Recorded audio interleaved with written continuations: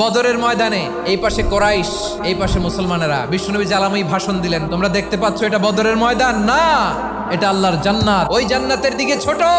বিশ্বনবীর কথা শোনা মাত্র সাইয়েদনা উমাইর ইবনুল হুমাম বললেন বাখ বাখ, মানে চমৎকার।